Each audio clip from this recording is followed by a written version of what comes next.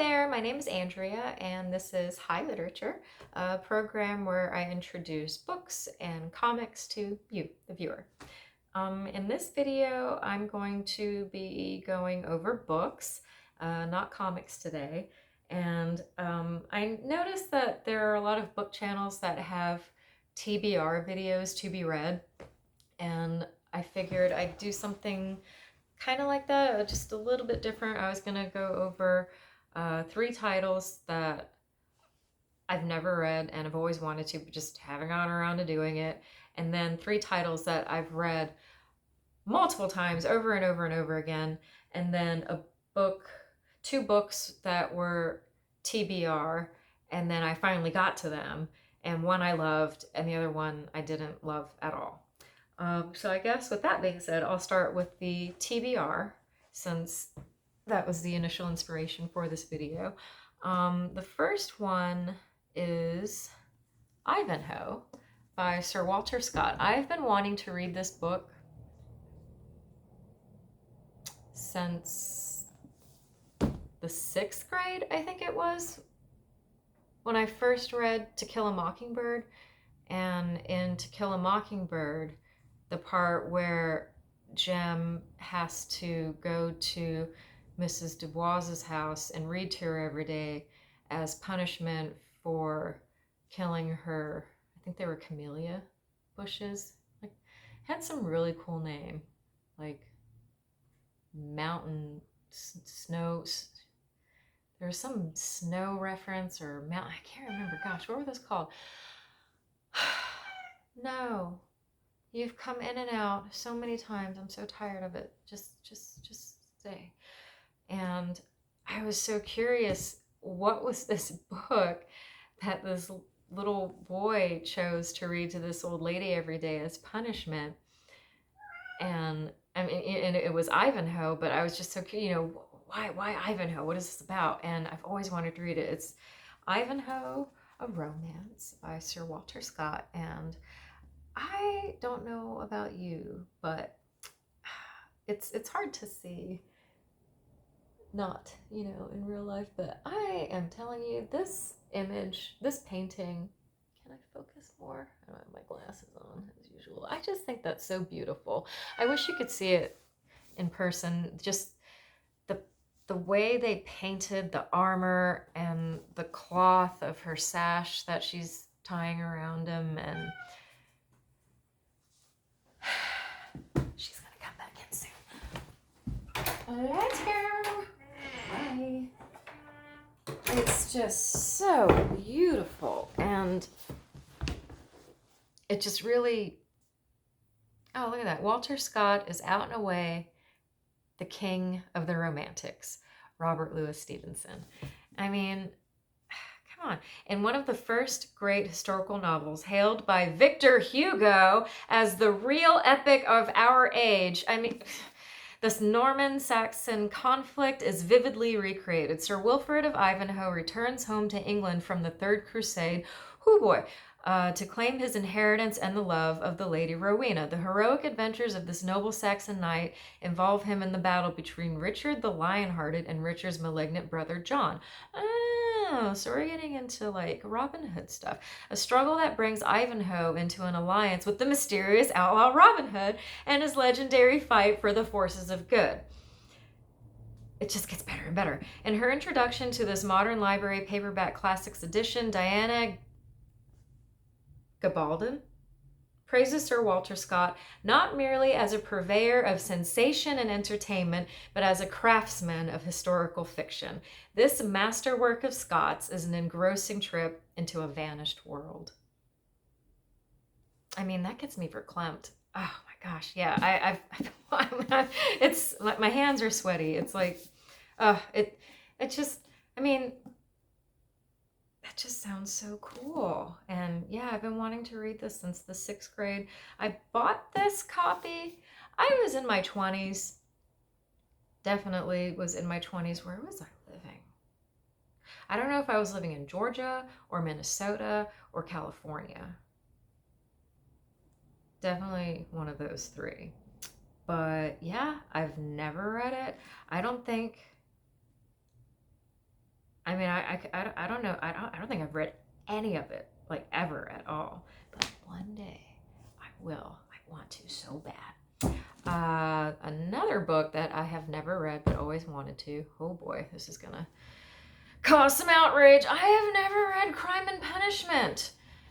Oh, Dostoevsky, I'm so sorry. Complete and unabridged. And I mean, it's not like necessarily.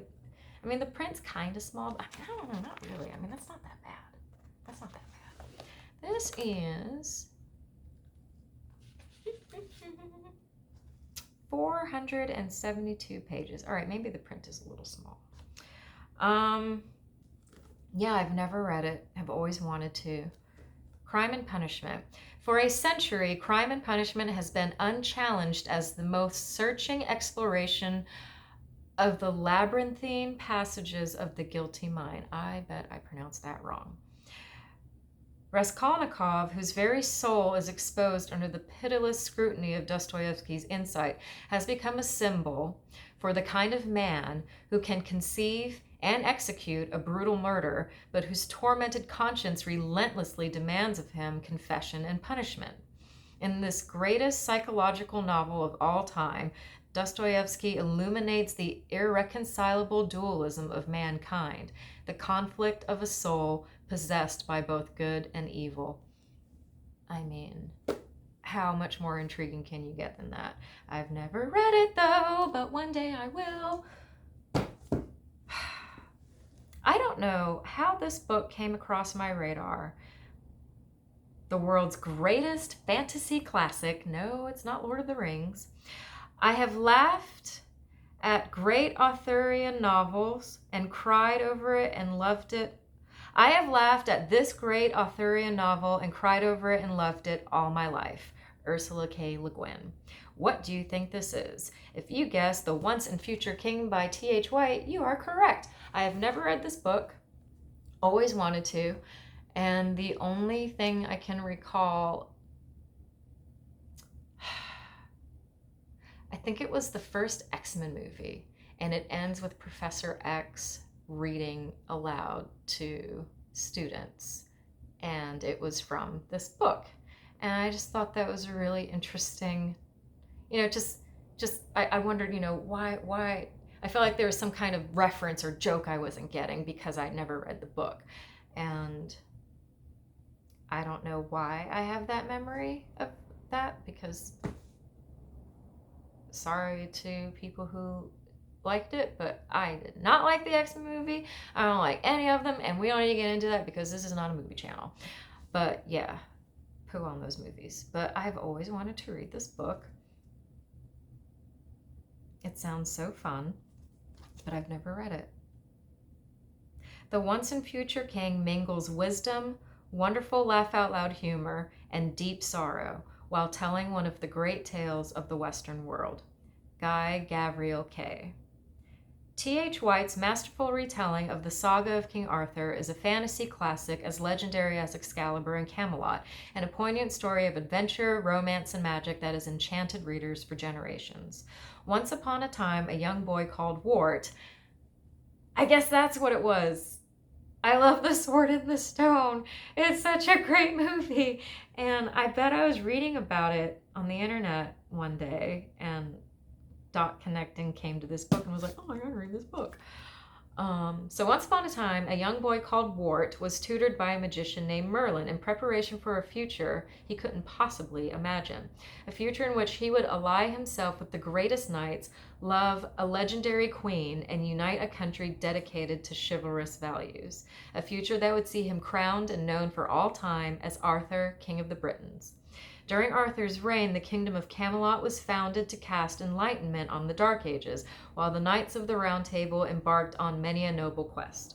On many a noble quest.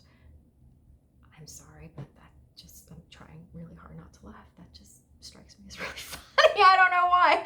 But Merlin foresaw the treachery that awaited his liege, the forbidden love between Queen Guinevere and Lancelot, the wicked plots of Arthur's half-sister Morgause, and the hatred she fostered in Mordred that would bring an end to the king's dreams for Britain and to the king himself.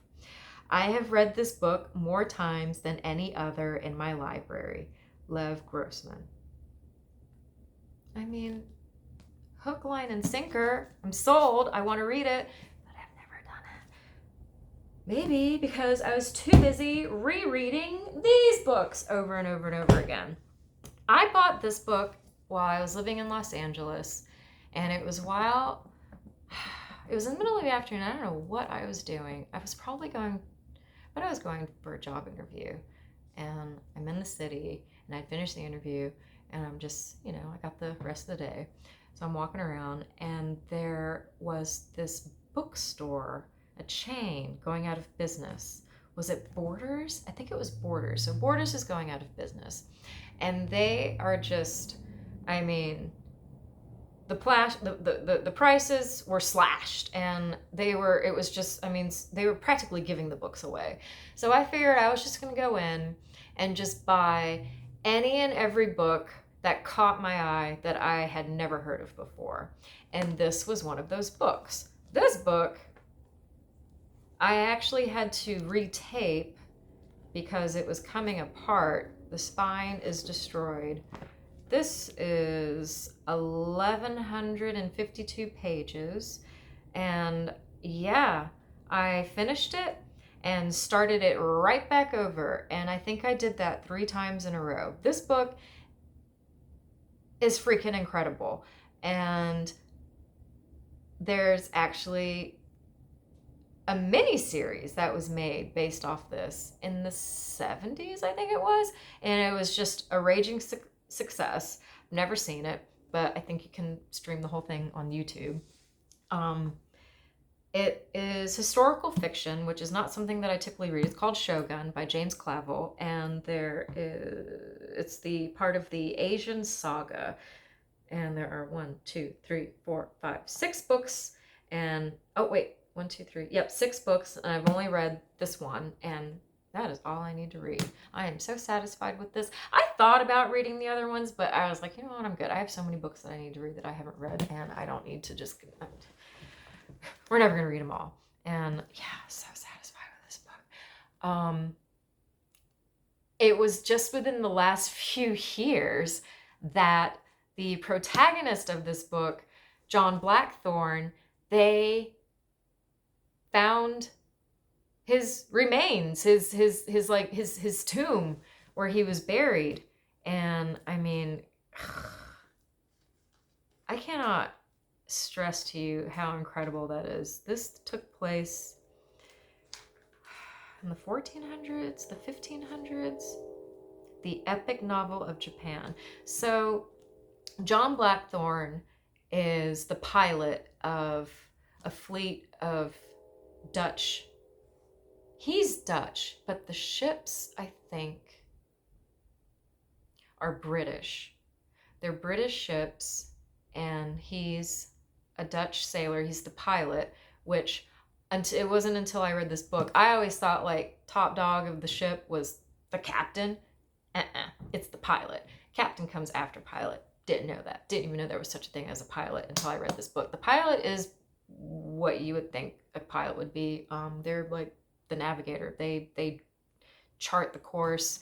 They log the points of constellations in the sky, the way the wind, the color of the water, just everything. They log everything for future sailors to use as any and every kind of reference they can to figure out where they are, to navigate these crazy seas. I can't, when I think about seamen from centuries ago, I mean, the cojones. I can't imagine.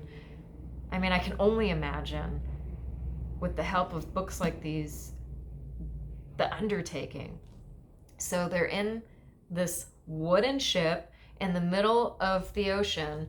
I think they started off with like a fleet of 13. They're all gone except for one ship, and the people on that ship are all dying. They're all malnourished, and they are trying to circumnavigate the globe. And they end up shipwrecking and washing ashore in Japan. And Bandel, come join me. She hates coming out here because of the other cats. The other cats are outside.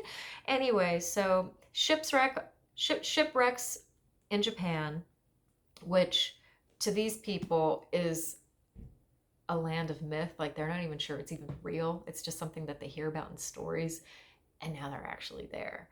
And what ensues is incredible. I mean, this book, it ain't no joke to read. And yeah, I've read this so many times. I'm gonna read it again. Oh, I think Mandel's like, hi, Bandy. Hi, Mama. Aw, hi, sweetheart. Bandel came to join the reading party. Aw, sweet Bandel. She's my first foster. She's a 14-year-old grandma. Hi, Bandy. She's a 14-year-old grandmama, and she's just the sweetest meow meow ever, and we're probably going to end up adopting her. I love her so much. Oh my goodness, Bandy. Sweet Bandel. Oh, I'm so glad you're here. So, yes, you should definitely read this book. It's magical. It's transportive. It's so, I mean, I am not a big historical fiction person, and this makes me want to read more historical fiction. Speaking of, I guess, oh wow, that's funny. Holy crap. All the books that I read over and over again, I mean, if this isn't historical fiction, I don't know what is. Yeah, same thing. I finished this honking monster of a book and just started right back over and started reading it again. This one I haven't had to tape up yet. Gosh, look at that spine. How many breaks? 1, 2, 3, 4, 5, 6, 7 breaks in the spine. This is a book that I would have to take breaks reading because it's so heavy. Les Miserables by Victor Hugo, complete and unabridged, because that's how we do it. And it's so good. It's so good.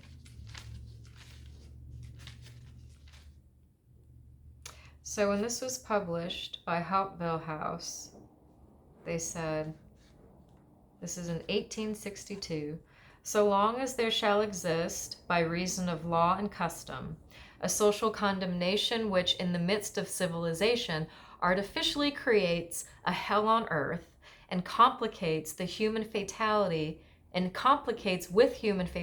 a destiny that is divine, so long as the 3 problems of the century, the degradation of man by the exploitation of his labor, the ruin of woman by starvation, and the atrophy of childhood by physical and spiritual night, are not solved, so long as in certain regions social asphyxia shall be possible. In other words, and from a still broader point of view, so long as ignorance and misery remain on earth, there should be a need for books such as this. This book, it's incredible. I bought this. Why did I buy this? I don't know what prompted me to buy this book. I never saw the musical, never had an interest in it, never had any kind of draw to Victor Hugo in any way, shape, or form. I don't know why I bought this book, but I am so glad I did, because it is one of the best books I've ever read in my life, and I am due for another rereading. It's time. I can't even begin. There's so much history in this book, which is not a subject I'm particularly fond of, which I think is a testament to how great this writing is. When you read something and it makes you interested in something that you're not normally interested in, it's just so beautiful. I don't know another word to use to describe it. And yes, it's I'm not gonna lie, it's daunting, but man, very much highly recommend this book. You should read this book. Another book.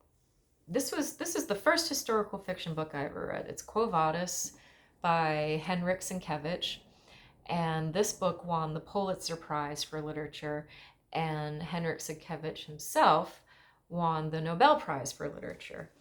I think it was published in 1896. This particular copy is from 1925, and I read this, I mean, it was like pulling teeth. I was living in Minnesota and basically trapped inside because of a snowstorm, and I had read and watched everything I could read or watch. And this is before smartphones. I couldn't just endlessly dive through whatever subject I wanted to study on. I mean, what you had was what you had. And the person I was dating at the time, one of the things that we shared in common, we both loved to read. And I am more picky about what I read, whereas this person read everything and anything. And he really wanted me to read this book. And the fact that it was historical fiction, and it's set in ancient Rome, and it's centered around Christianity, just, you couldn't bore me more. I was a raging militant atheist at the time, had been for most of my life, and did not want to read this book. But you get desperate and you're trapped in a Minnesota snowstorm, so you cave, and I read this book, and by the time I finished it, I was no longer an atheist. Wouldn't have believed it if you had told me that that was what was going to happen, but that's what happened. And a few years back, I had this experience where it led me to think, do I still feel that way? Do I still believe these things? Was this just something that happened during this time in my life because of the desperate circumstances I was in at that time? And it really bothered me because I remember just how convicted I felt in the change of my thoughts and beliefs and feelings about spirituality in general. I mean, going from a militant atheist who just felt just complete and total aversion for anything to do with Christianity growing up in the Deep South, and then you're not, that's a big deal. And it really upset me, wondering maybe none of that was real, and it was just what happened at that time. So I figured the only thing that I could do was go back and reread the book. It was something that I used to reread a lot. This all happened, I first read this book when I was 25, and I would reread it over and over and over again. And then after a while, I'd say it was sometime in my early to mid 30s, where I kind of petered off, and just, time passed between revisiting the book. And then a few years ago, I had this like spirituality crisis, I guess you could call it. And it ended up, I decided, well, all I can do is read the book again and see if I still feel the same way. And I went into it thinking, this isn't going to work, and I'm going to find out that I don't feel this way anymore. And it was kind of a bummer for me, but I figured, it's still a good book, so I'll enjoy the read anyway. And as it turns out, not only did I still feel the same way, but I came out of the reading experience feeling even stronger about everything. So that was a surprise and a relief, I will say. But a surprise. I wasn't expecting that. But yeah, it's a beautiful, beautiful book. And it's set during the reign of Nero. And it's just